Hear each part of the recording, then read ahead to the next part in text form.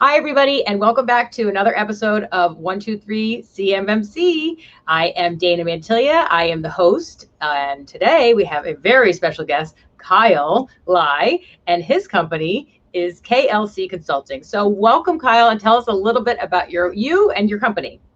Yeah, thank you very much. So my name is Kyle Lai. I'm the President and Chief Information Security Officer at KLC Consulting. So I myself have about 20 years of experience on the cybersecurity and have been working with the Defense Information System Agency, DISA, as a operations manager, and also was Chief Information Security Officer for several organizations, some of them medium to large organizations.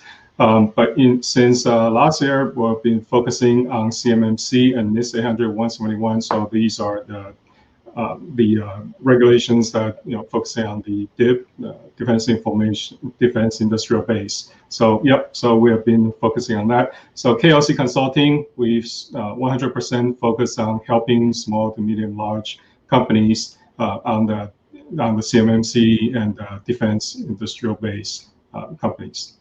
Well, that's very good. You're going to be a very busy man because there's a lot of help that's needed out there. And as we know right now, so today we're going to talk about what is going on with CMMC. And our first thing we're going to talk about is it's under review. So please fill us in on what you think is happening. Yes. So DoD, they have a congressional hearing by the Armed Services Committee back in May 18th, 2021, just a couple weeks ago. So what they are talking about is there is a lot of concern about smaller businesses. How are they going to afford? Because there's going to be a lot of costs associated with the CMMC. How are you going to help them prioritize? Because there are some concerns from the senators. It's like, is the CMMC really helping smaller companies prioritize their resources to address the threats they are facing the smaller companies, right? And also, right now, they're also talking about, hey, can DoD actually subsidize and assist some of the smaller companies? Because otherwise, it's smaller companies, they are facing the continuous cyber threats, and they're afraid that small business, they're not be able to actually address all the attack surfaces, the increasing number of attack surfaces, and also some of the attack vectors and the attackers, right? So they are afraid of losing some of the small businesses as well, because if you require some of these CMMC and requirements for them, they may not be able to satisfy these certifications, and then they may just like, I don't want to do business with DoD, so they are concerned about that as well.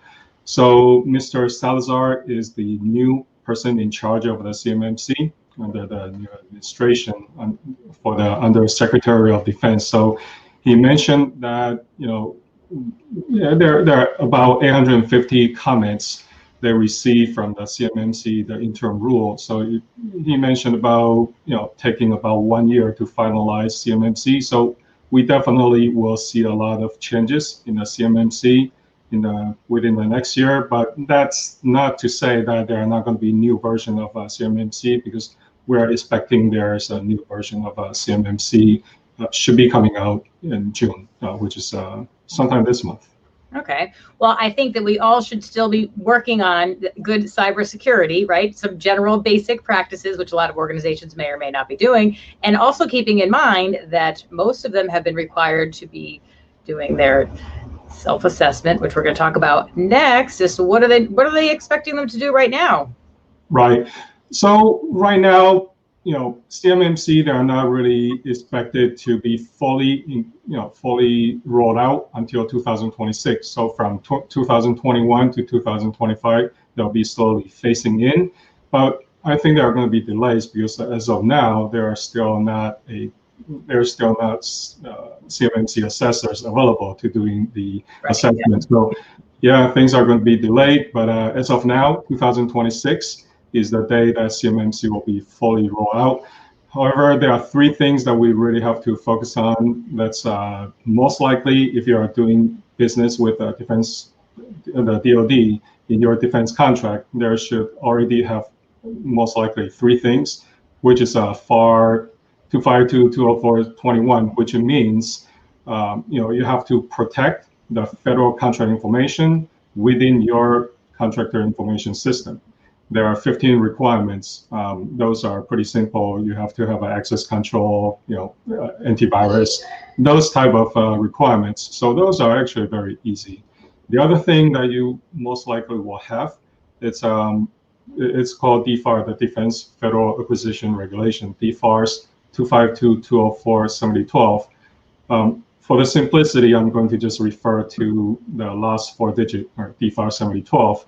So DFAR 7012, that means that you have to manage your control unclassified information, which means just information that is regulated by the current regulation or law or government policies, right?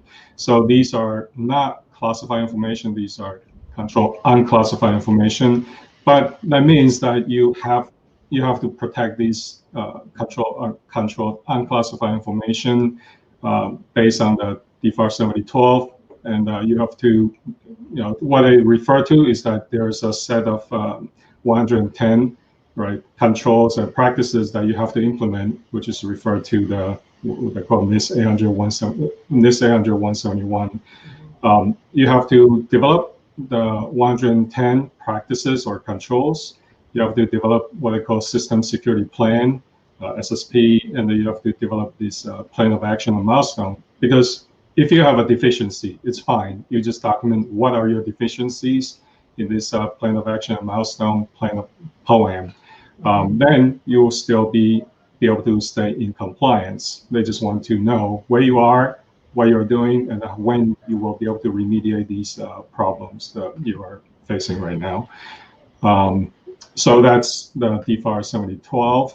There's another thing that's DFAR 7020, which is pretty new. They just put it in November 2020. That means that you will have to perform the self-assessment of NIST 800-171, and that you have to submit the assessment score to the DoD, what they call SPR system. So once you submit it, if you have a deficiency, if you have a low score, it's fine, because it will stay in compliance because you meet all the actions that require you to perform. All right, well, that brings up our next question is, how should a company perform one of these self-assessments? Right, so for you to be able to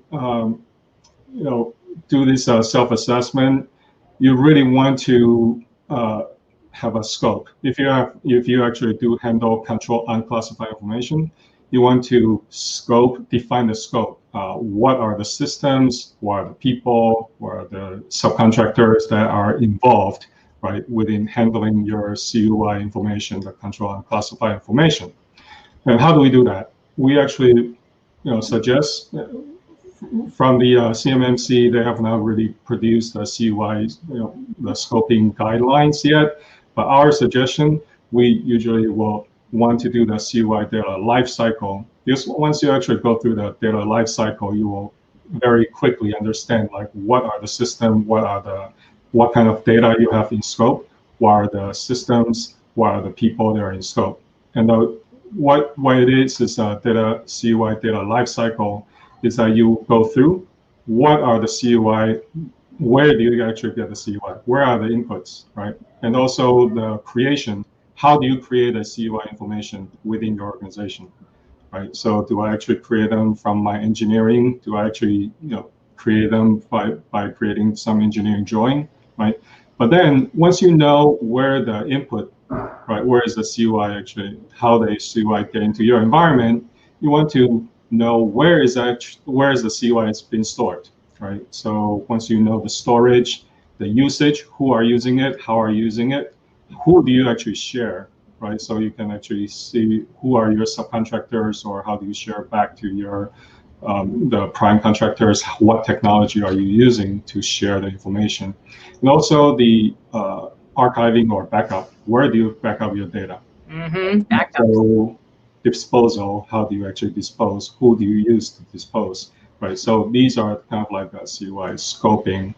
Once you know what are the scope, then you'll go through the practices and start documenting these are the practices. You go through the practices and what they call assessment objectives of all the 110 practices or controls. Then you will understand like how does your company deal with this, address these practices. Obviously, initially you will have some deficiencies. Some things are not in place, so you just document them. As I mentioned earlier, document them in the plan of action and milestone, and then develop your SSP. So system security plan basically is like, what is your policy procedures? How do you follow?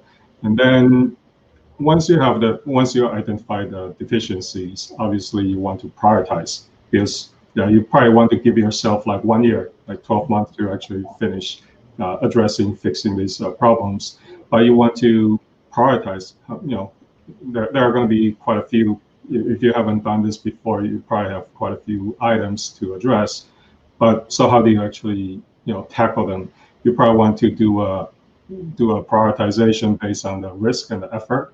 So obviously deal with the low effort items first, because that will give you the biggest bang of the buck, right? So so that's once you obviously give yourself plenty of time. Don't rush it. Don't get panic. Give yourself 12 months. Once you address the 110 practices or controls, that's what you want to target for. Finish that in 12 months, then you should be good. And I think also just even starting the conversations within your organization, talking about this and making sure this is a cultural change within the organization, as opposed to cramming for this test. The assessor's going to come in, and then they're going to go, and we get to go back to our normal way of doing business, because that's not what's happening. This was a whole new thing. We're all changing, and starting the conversations is a good way to get everybody's buy-in and to get the ball rolling. So yeah, absolutely, and it have to be start from the top. So make sure you get the support from the top. If there's a directive coming from the top, that will be a lot easier. So have to be from the top. That's for sure, because if it doesn't start at the top, it's going nowhere. Exactly. Okay, so an incident response plan. What are we going to do here? What is this? What are the requirements here? Right. So currently within your contract, you should have DFAR 7012, like I mentioned earlier. So DFAR 7012 actually have a incident response clause in there. So you have to have an incident response plan. So when something happens, data breaches happens, you know what to do, right? And then you have to train your organization or the staff so they understand, like, if there's an incident involving the control unclassified information or anything to do, anything that will impact your support to the DoD contracts that you have, you will have to report this incident or data breach, and you have to report within 72 hours of the discovery. Right? If there's something that's not, you're not too sure if it is going to be an incident or not, you still want to report within that 72 hours. And in order to report the incident, you have to go report cyber reporting website, which is divnet.dod.mil. You cannot report. In order to report, you have to have what I call medium assurance certificate. This actually tripped people off quite a bit. Is you need to have a medium assurance certificate or ECA certificate in order to report. And in order for you to get that certificate, you have to go to the website and apply. It's about like $400 for 3 years or $100-something per year of the cost. But what it is they will give you a certificate, so you will be able to report. So yeah, you probably want to prepare that ahead of time, get your certificate, so you can be compliant. So that's a good question. So they should go get the certificate now before something happens, or after something happens before they can do something? Yeah, it's better to do it now, because it will take about 2 weeks for you to get a certificate. And if you actually do it when you have an incident, 72 hours, it will actually take more than 72 hours for you to get a certificate. And if you don't have an incident response plan in place, if you're a business owner, if you just sit for a minute and think, if something happened somewhere within my organization, how would the employees react? And it's kind of scary when you think about it that way, because if they've had no direction, or they don't know who to tell, or what, it could be very messy very quickly. And then also, how do you communicate to the outside world that something's happening, or maybe something's happening? Do you communicate? So a lot of good stuff goes into putting that together. So it's very intimidating the way it sounds, but it's really just if something happened, what would we be doing? Who would be in charge? Would we have a team? That kind of thing. So yep, absolutely. Yeah, and maybe just do a practice every 6 months or so. So create an incident. Say, hey, we got hit by a ransomware. What do we do? Then go through the exercise and go through the plan that you have in place and see if it's effective. Yeah, you think about when we were little, we had fire drills all the time, right? Everybody had to get up, you knew exactly where to go, and that we need to treat it just like a fire drill. So everybody. Yep, exactly. Yep, absolutely. Yep. Okay, so we kind of touched a little bit on this, but how does a self-assessment help them? Yeah, so self-assessment, as I mentioned, it's 110 practices, right? So once you actually get through the self-assessment, 110 practices, you have the incident response plan in place. That actually gets you pretty far, because compare CMMC, that's 130 practices, and once you actually go through the self-assessment, you are pretty much done 90 to 95% of all the policy procedures and practices. You already know where you are, and for that last 20 practices, many of them actually are related to the incident response, for example, or the other practices, procedures that you are putting in place. So at the end, the difference is actually pretty small. Even though they say 20 additional 20 practices, at the end, it's really, you probably have most of it covered within your policy and procedures, right? So I would say once you actually done your 110 practices, you're very, very good, in very, very good place. And the time for you to spend to actually implement the last 20 is going to be pretty small. And you'll also have a really good idea of how your organization is. Do you have a password policy? Do you keep track of all of the devices people are using? Do you have a mobile device policy in place? All these little things that you'll kind of you'll have touched a little bit, so you'll know what needs to be addressed and what doesn't need to address. So it's a good starting point. It sounds, again, like a lot of things to go through, but when you read it, step by step, it's not as bad as when it just sounds like all this crazy terminology. So yes, oh yeah, and just give yourself plenty of time. So give yourself a year. Usually we recommend 6 to 12 months, but give yourself 12 months. Give you time to breathe, sit back and relax a little bit, and work out some of the details slowly. So you don't want to do everything all in 1 month in the last minute. Too much, way too much, way too much. Exactly. Well, thank you very, very much, Kyle, for your time. And thank you, everybody, for watching. We appreciate it. Hopefully you learned a couple of good tips that will help you in your CMMC journey. And we hope to see you around next time. Bye-bye. Thank you.